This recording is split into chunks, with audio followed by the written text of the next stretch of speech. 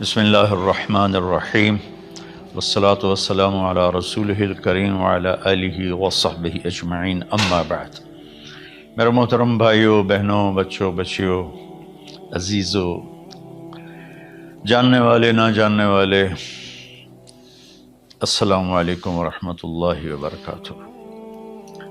کچھ دنوں سے میں قرآن سے اللہ کی پسندیدہ ہستیاں کون ہیں، کہ اللہ کس کو پسند کرتا ہے، ولی دوست کو کہتے ہیں۔ تو اللہ کا دوست کون ہے؟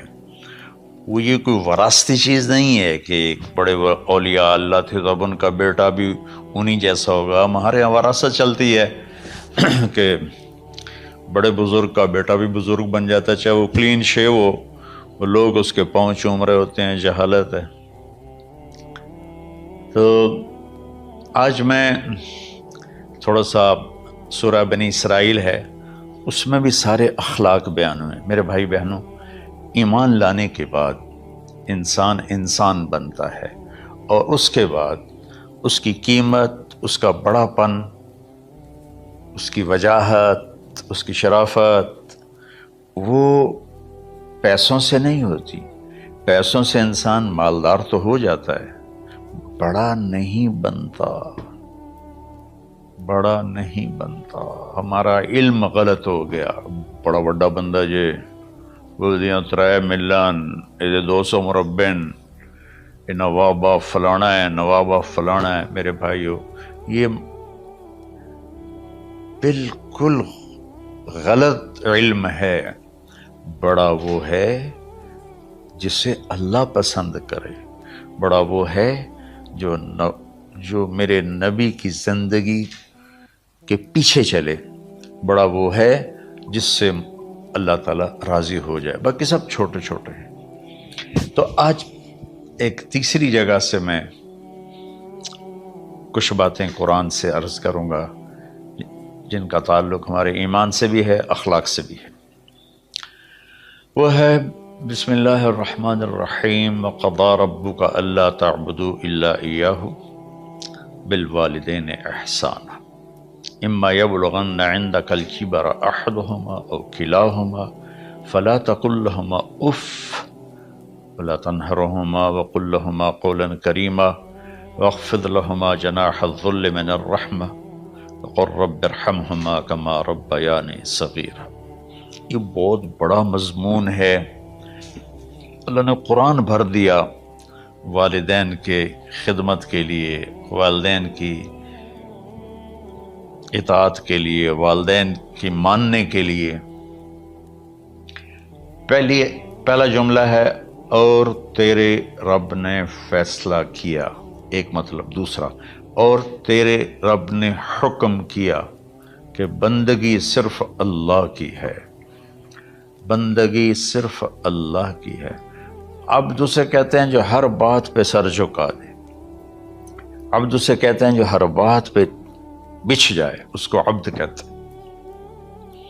تو اللہ کہہ رہا ہے میرے بندو، میرا ایک فیصلہ ہے اور میرا ایک حکم ہے، میرے سوا نہ تمہارا ہاتھ کسی کے آگے پھیلے، نہ تمہاری گردن کسی کے آگے جھکے۔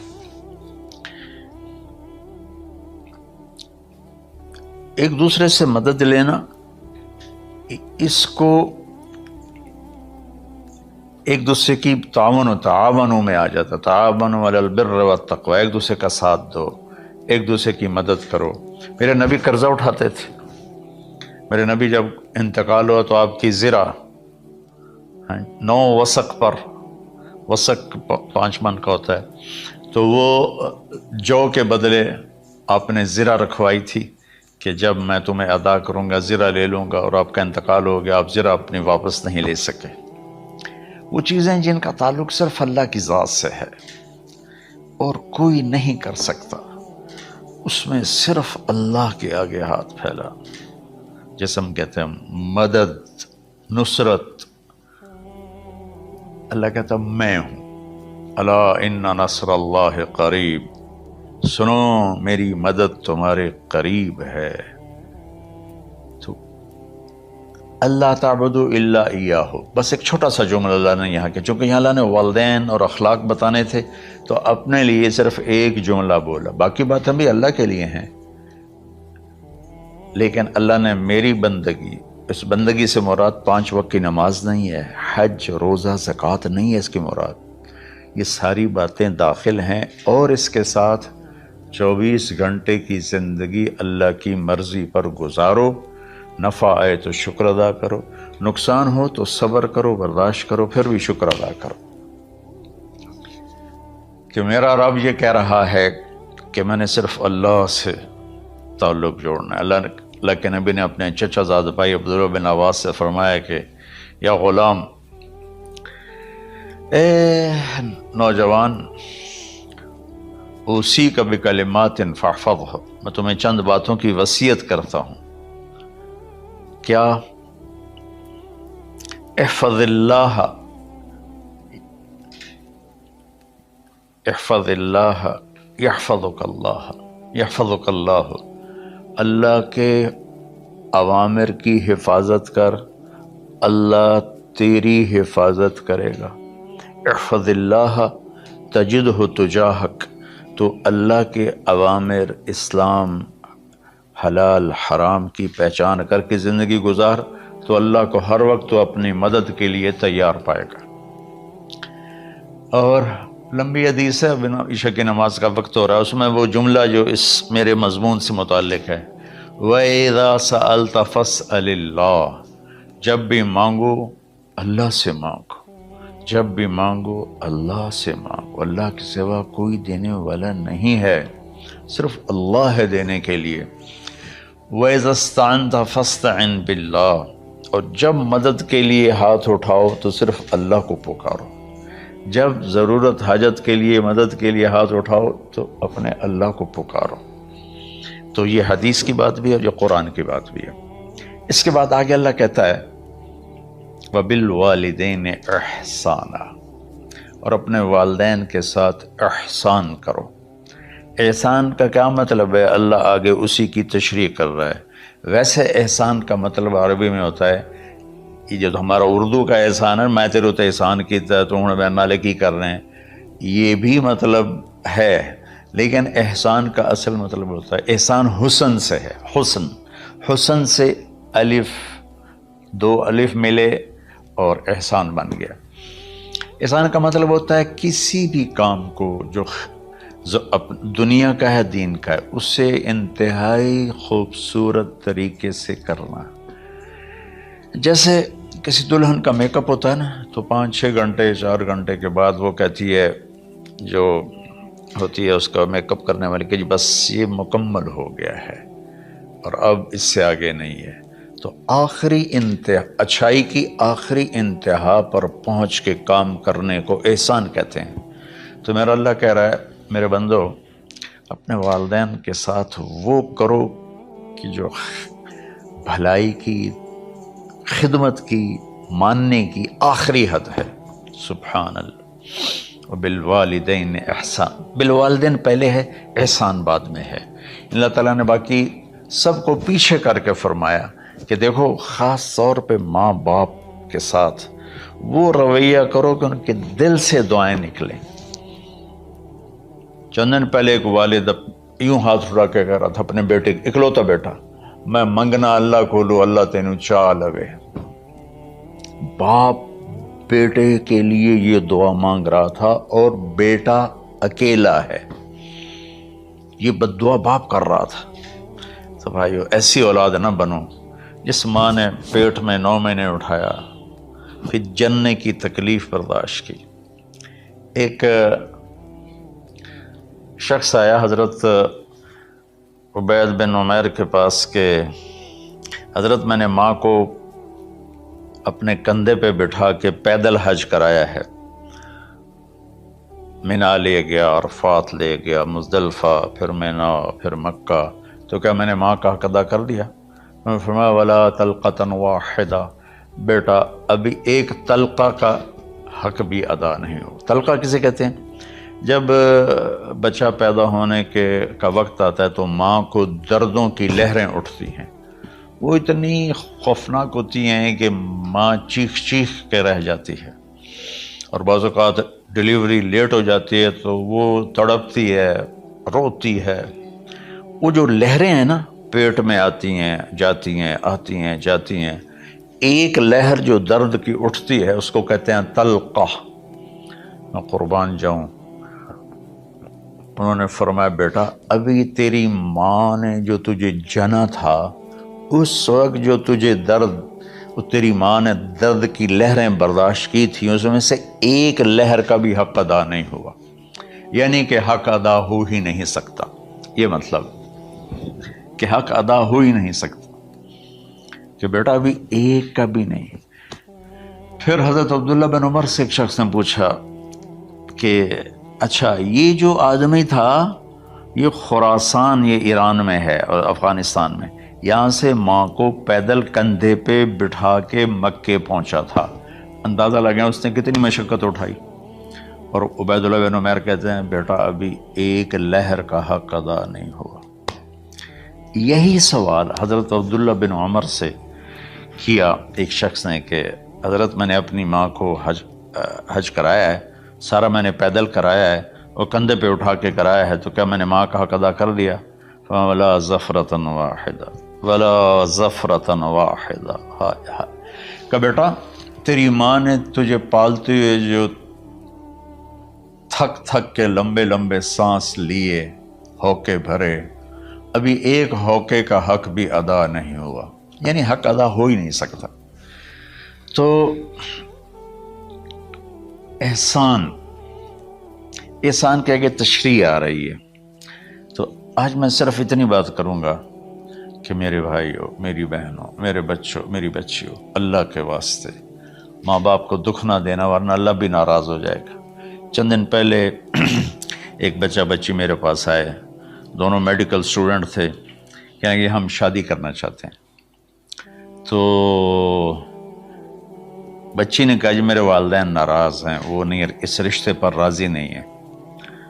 تو میرے باپ کہتے ہیں اگر تو نے یہاں رشتہ کیا تو تیری میری ایک درمیان ایک خط آئے، کھچ جائے گا خلیج، ہم اس پار نہیں آئیں گے تو اس پار نہیں آئے گی۔ میں نے کہا بیٹی جس ماں نے تجھے 9 مہینے پیٹ میں پالا، 2 سال تجھے دودھ پلایا، تیری پوٹیاں پیشاب صاف کیا، تجھے پیمپر باندھے، تجھے اٹھ اٹھ کے راتوں کو اپنی چھاتی سے دودھ پلایا، کیا اب اس کا اتنا بھی حق نہیں کہ تم اس کی رائے کا احترام کرو؟ اتنا بھی حق نہیں ہے؟ تو میں نے کہا بیٹا میری کوئی رائے نہیں ہے، تو اب اگر تیرے ماں باپ راضی ہیں تو بسم اللہ ضرور کر، اگر راضی نہیں ہے تو دیکھو موت تک تجھے ماں باپ کی دعا نہیں ملے گی، اور ماں باپ کی دعا نہ ملی تو کچھ بھی نہیں ملے گا۔ تو بھائیو دوستو، خاص طور پر آج کے کالج کے نوجوان بچے بچیاں یہ ماں باپ کے ساتھ بہت بدتمیزی کرتے ہیں، چونکہ اس میں والدین کا پہلا قصور ہے کہ انہوں نے ان کو دین نہیں سکھایا۔ بچپن میں انگلش میڈیم سکول، پھر او لیول، پھر اے لیول، تو انہیں کیا پتہ ماں کون ہے باپ کون ہے۔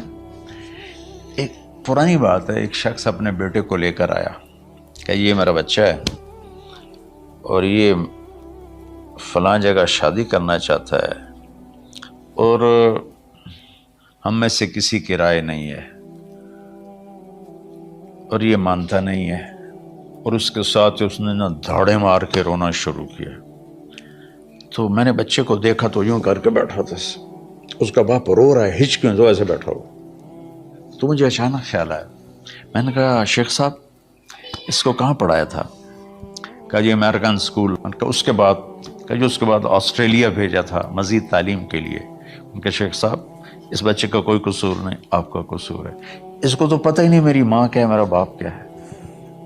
ایک ہماری تہذیب تھی وہ ختم ہو گئی ہے، اس میں علم نہیں بھی تھا تو ماں باپ کا۔ میں نے اپنی آنکھوں سے دیکھا، میں نے اپنے دادا کو دیکھا لیکن میں یاد نہیں، لیکن جو میرے دادا کے چھوٹے بھائی تھے ان کو میں سنبھلتا ہوں، ان کو میں نے دیکھا ہے، 3ری 4تھی جماعت تک میں تھا۔ 61 میں ان کا انتقال ہوا، میری 9 سال عمر تھی، تو 8 سال۔ ان کے بیٹے جوان تھے، اور ڈیرے میں جب وہ بیٹھتے تھے تو ان کے بچے ان کے سامنے نہیں بیٹھتے تھے، ان کی پیٹھ کے پیچھے بیٹھتے تھے. اتنا ادب تھا، حالانکہ چاروں کے چاروں دین نہیں جانتے تھے. تہذیب تھی، ثقافت تھی، جو آج کی تہذیب نے ہم سے سب کچھ چھین لیا. اب بھی آپ جاؤ بیٹا تھر پارکر میں گیا ہوں 2-3 دفعہ، اور وہاں مسلمان نہیں ہندو عورتیں جب گاڑی گزرتی ہے تو گھونگھٹ کو نیچے کر لیتی ہیں، اپنا چہرے کو فوراً چھپا لیتے ہیں. تو خیر بہرحال میں نے کہا شیخ صاحب اس بچے کا قصور نہیں، آپ کا قصور ہے. تو میرے بچوں، اپنے ماں باپ کو خوش کرو، راضی کرو. ان کا راضی ہونا اللہ کی رضا ہے.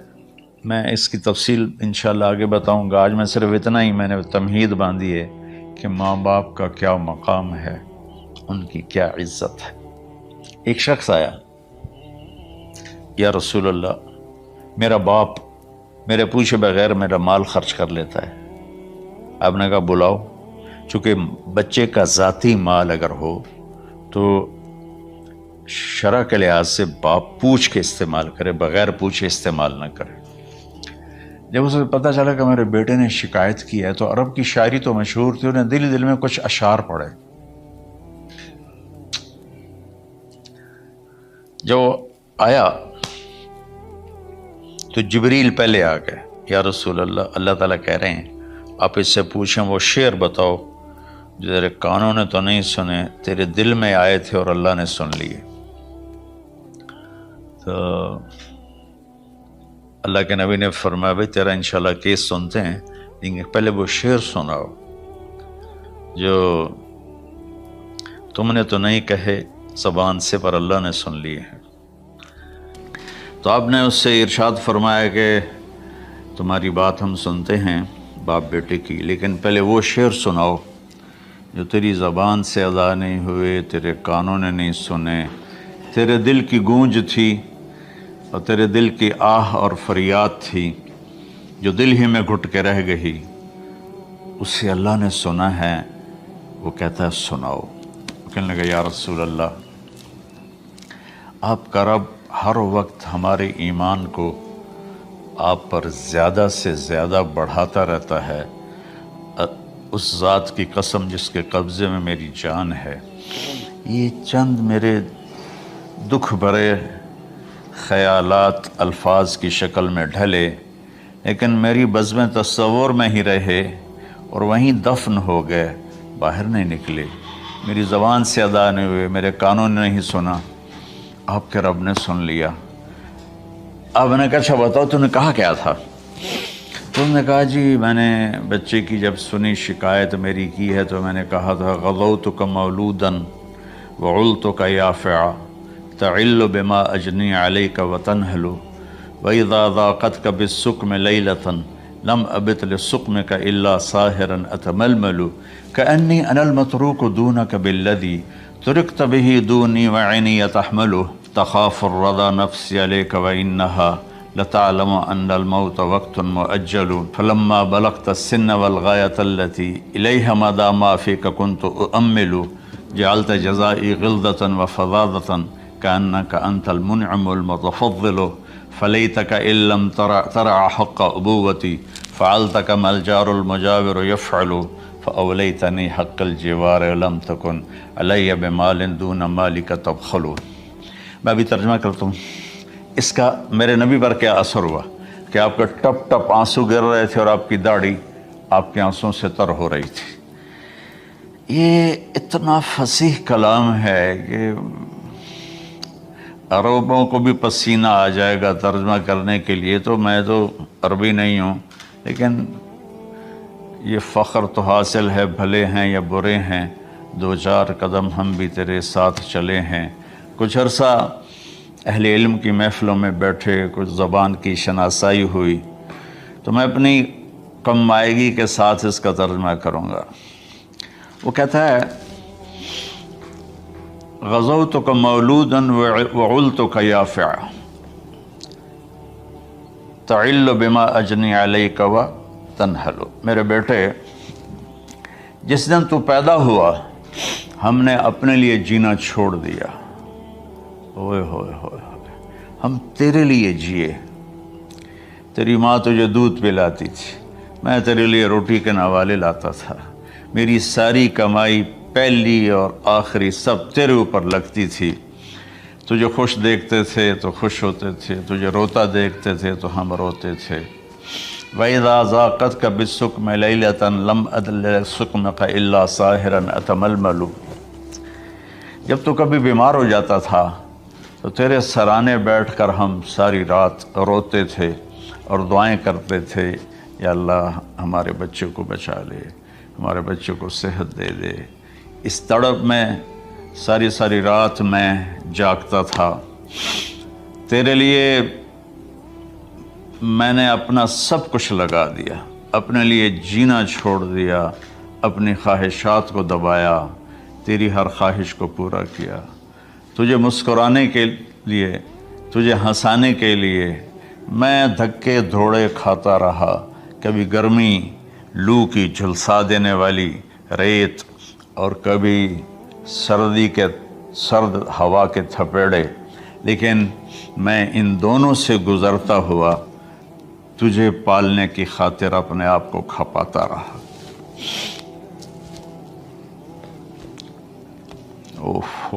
فلما بلغت السن والغایۃ التی الیہ مدی ما فیک کنت اؤمل، بیٹا میں نے اپنے ہڈیوں کا رس بھی تیرے اندر ڈال دیا، صرف کمائی نہیں، میں نے اپنے ہڈیوں کا رس تیرے اندر ڈالا، میں نے جو کچھ تھا تیرے اوپر قربان کیا۔ تجھے مسکراتا دیکھ کر میں اپنے غم بھولتا تھا، تجھے ہنستا دیکھ کر مجھے دکھ بھول جاتے تھے، اور پھر آہستہ آہستہ آہستہ میری ہڈیوں کا گودا، میری کمائی تیرے اندر گئی، اور تو ایک خوبصورت درخت کی طرح بڑھتا چلا گیا، بڑھتا چلا گیا، بڑھتا چلا گیا، بڑھتا چلا گیا، اور میری بڑھاپے نے کمر جھکا دی اور میں جھکتا چلا گیا، جھکتا چلا گیا۔ میرا خیال تھا کہ جیسے میں اس کی انگلی پکڑ کے چلتا تھا، اب میری باری ہے، یہ میری انگلی پکڑ کے چلے گا، جیسے میں اسے سینے سے لگاتا تھا، پیار کرتا تھا، جھولے جھلاتا تھا، باغ میں لے جاتا تھا، یہ ساری اس کی تعبیرات کے اندر داخل ہیں، الفاظ میں نہیں ہیں۔ تو مجھے خیال آتا تھا جب میں بوڑھا ہو جاؤں گا نا تو میرا بیٹا بھی مجھے ایسے ہی لے کے پھرے گا، میرا بیٹا بھی میری سنے گا۔ یہ 100 دفعہ پوچھتا تھا یہ کیا ہے، اور میں ہر دفعہ جواب دیتا تھا یہ ہے۔ تو اب میں بوڑھاپے میں اس سے بات کروں گا، یہ میری بات سنے گا۔ میں اس کو نوالے کھلاتا تھا، یہ مجھے روٹی کھلائے گا۔ میں اس کا انگلی پکڑ کے چلتا تھا، یہ میرا ہاتھ پکڑ کے چلے گا۔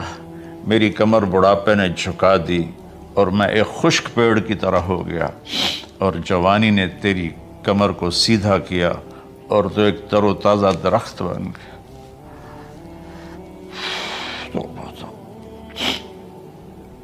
تو مجھے خیال آیا کہ میں نے 20 سال اس بچے کو پالا ہے، ابھی اپنی ماں اور باپ کو دیکھے گا، لیکن ایک دم اچانک کیا ہوا؟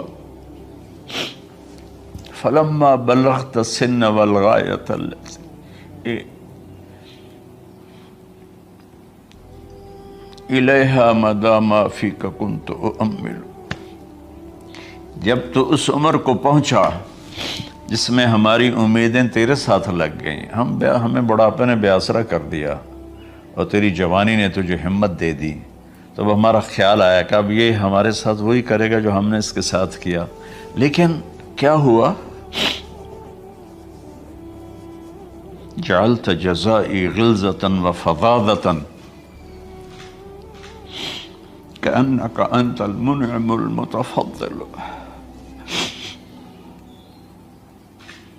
تو اتنا بدتمیز ہوا، تیری زبان چھری بن گئی، تیرا رویہ زہر بن گیا، اور میری ساری زندگی کی محنت کا بدلہ تو نے مجھے نافرمانی سے دیا، بد اخلاقی سے دیا، بدتمیزی سے دیا۔